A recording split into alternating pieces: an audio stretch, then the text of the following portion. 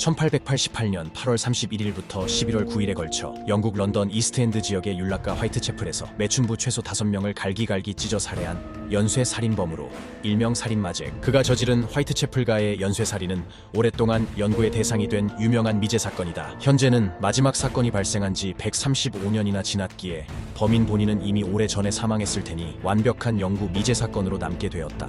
그를 잡지 못한 이유는 과학 수사가 별로 발달하지 않았던 시기였던 데다 총책임자였던 찰스 워런이 워낙 수사를 부실하게 했던 탓이 있다. 잭 더 리퍼 자체는 직역하면 찢는 자, 잭 절단마 잭 정도가 되고 조금 더 자연스러운 의미를 부여하면 면도날 잭 혹은 칼잡이 잭, 조금 더 의역하면 살인마 잭 정도. 그리고 잭은 특정인의 이름이 아니라 아무개라는 뜻임을 감안하면 살인마 모씨 정도가 된다. 외과 수술용 칼이자 양날의 칼인 리스턴 칼을 흉기로 썼다. 리스턴 칼은 스코틀랜드 출신 외과 전문의 로버트 리스턴이 써서 유명해진 절단 칼인데, 리스턴은 생전 속도와 정확성으로 유명한 의사였으며 무균성 수술에 이 칼을 썼다고 한다.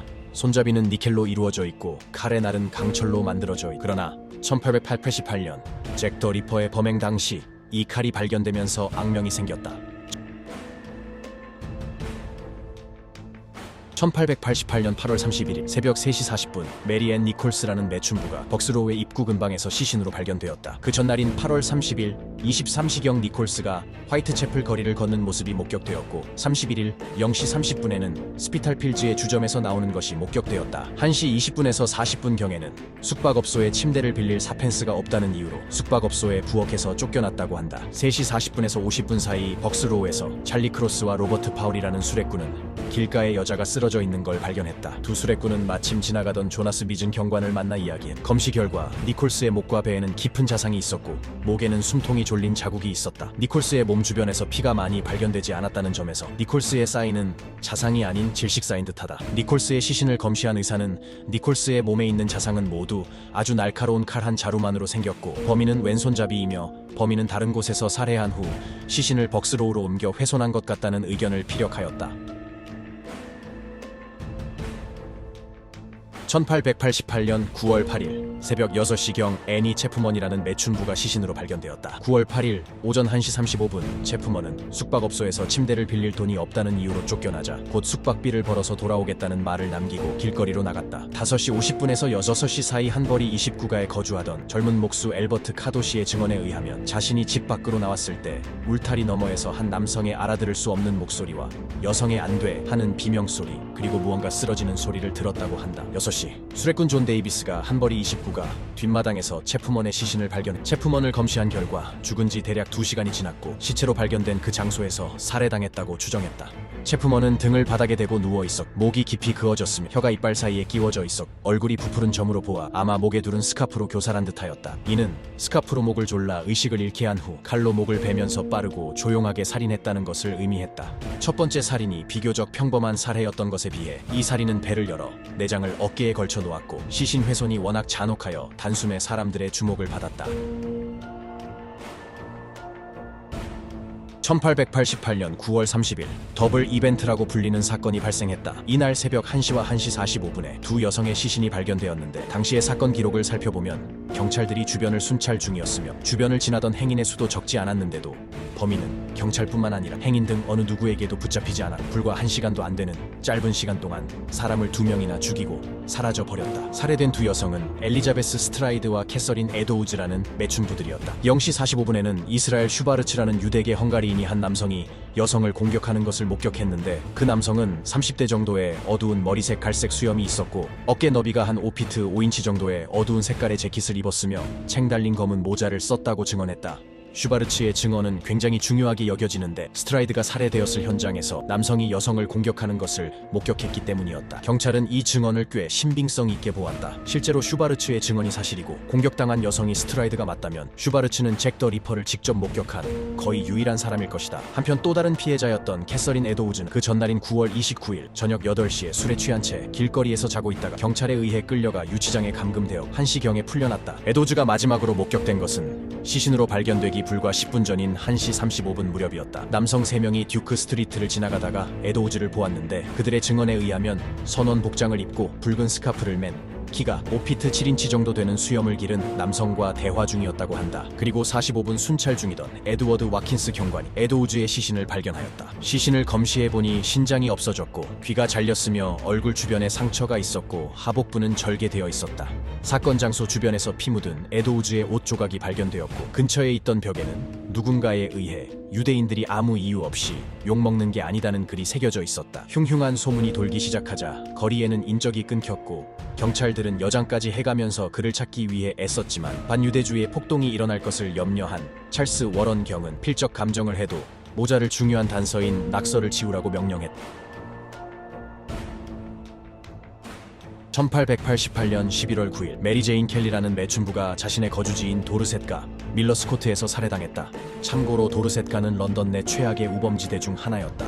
잭 더 리퍼 때문에 켈리도 불안감에 한동안 계속 집에 있었으나 돈이 궁했던 데다가 때마침 6주 동안 밀려있던 집세 29실링이 있어서 다시 매춘을 하다가 집에서 살해당했다. 켈리의 이웃이었던 매춘부 메리앤 콕스의 증언에 의하면 켈리가 살해되기 전날인 11월 8일 밤 24시 45분경 켈리가 36세 정도, 키가 5피트 인치의 남성과 같이 집으로 들어왔고 1시경까지 계속 노래를 불러댔다고 했다. 켈리의 노래가 1시 30분에 그쳤고 이때 켈리는 외출했던 것으로 보인다. 오전 10시 45분 토마스 보우어는 고용주 존 메카시의 지시에 따라 켈리에게서 6주 동안 밀린 집세 29실링을 받기 위해 켈리의 방을 찾아가 문을 두드렸는데 아무 대답이 없어서 깨진 창문 틈으로 방 안을 들여다보았더니 처참하게 난도질당한 채 침대에 누운 켈리의 시신이 있었다. 켈리의 얼굴은 형체를 알아볼 수 없을 정도로 살점이 잘려나갔고 오른쪽 대퇴부와 두 유방이 모두 잘려나갔으며 뱃속에 자궁, 신장, 간, 내장, 비장 등이 적출되어 주변에 널렸을 뿐만 아니라 심장은 사라져서 찾을 수조차 없었다. 앞서 잭 더 리퍼에게 살해당한 다른 4명의 시신도 심하게 훼손되었지만 켈리는 특히 그 훼손 정도가 심각했는데 이는 범인이 실외가 아닌 실내에서 홀로 작업할 시간이 충분했기 때문인 것 같다. 이후 모든 영국 국민들이 공포를 넘어 분노했고 빅토리아 여왕은 반드시 그를 잡으라는 어명까지 내렸다. 그러나 그는 끝내 붙잡히지 않았다. 어떤 사람이 그인지 모르기 때문에 다양한 인물이 용의자로 올라갔다. 용의자로 오른 인물은 의사부터 공장 나으리까지 다채롭고 그 외에도 작가 루이스 캐럴, 화가 월터 시콧 등 다양한 인물들이 용의자 후보로 올라와 있다. 그 외에도 수많은 사람들이 잭 더 리퍼 용의자로 지목되어 곤욕을 치렀으며 영국인이 이런 짓을 할 리가 없다며 유대인과 외국인이 의심받기도 했다. 역사 기록을 바탕으로 제작된 몽타주가 공개되었지만 기록이 오래되었고 목격자도 거의 없어서 크게 신빙성은 없다. 폴란드 출신 미용사 에런 코즈민스키다. 앤더슨은 유일하게 범인의 얼굴을 본 목격자가 에런이 범인이 맞다고 지목했다고 주장했으며 결정적으로 에런이 정신병원에 수감된 후부터 잭 더 리퍼가 사라졌다. 사건으로부터 126년이 지난 2014년에 DNA 감식을 통해 범인이 에런 코즈민스키라는 결과가 나왔다. 캐서린 에도우즈가 둘렀던 숄이 경매에 올라왔는데 이 숄에 남은 DNA를 분석해 코즈민스키의 후손과 대조해본 결과 일치했다는 것이다. 일단 정황 증거와 프로파일러의 설명까지 전부 분석해보면 지금으로서는 코즈민스키가 꽤 유력한 후보인 것은 맞다. 어쩌면 여자일지 모른다는 주장도 있다. 소위 잭과 비슷하게 쓰이는 여자 이름인 질 더 리퍼, 음모론이다. 만약 살인마가 여자였으면 매춘부 여성들에게 쉽게 접근할 수 있었을 것이며 조산사였으면 해부학을 어느 정도 알고 있었을 테고 피가 묻은 옷을 입고 다녀도 아무도 이상하게 생각하지 않았을 것이다.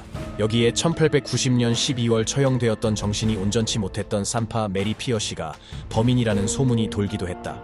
메리 피어시는 애인의 아내와 그 자녀의 목을 잘라 살해한 살인 범죄자였는데 그녀가 사건 당시 이스트엔드에 거주했다는 일부 기록 등을 토대로 몇몇의 사람들은 피어시가 질 더 리퍼이며 매춘부 5명을 잔혹하게 살해한 범인이라고 주장한다. 잭 더 리퍼는 엄청나게 유명한 연쇄살인마이므로 대중매체에 자주 등장한다. 그러나 잭 더 리퍼의 정체를 세상에 공개하는 엔딩은 별로 없다. 실제 역사에서 잭 더 리퍼의 정체를 누구도 알아내지 못했기 때문이 잭 더 리퍼가 나타났던 19세기 말년 셜록 홈즈 시리즈의 실제 작가인 코난 도일이 살던 시절이다. 이는 셜록 홈즈와 잭 더 리퍼의 활동 시기가 겹친다는 뜻인데 코난 도일은 그를 소설에 등장시키지 않았다. 하지만 코난 도일 본인은 인터뷰에서 잭 더 리퍼의 정체에 대해 추리했다.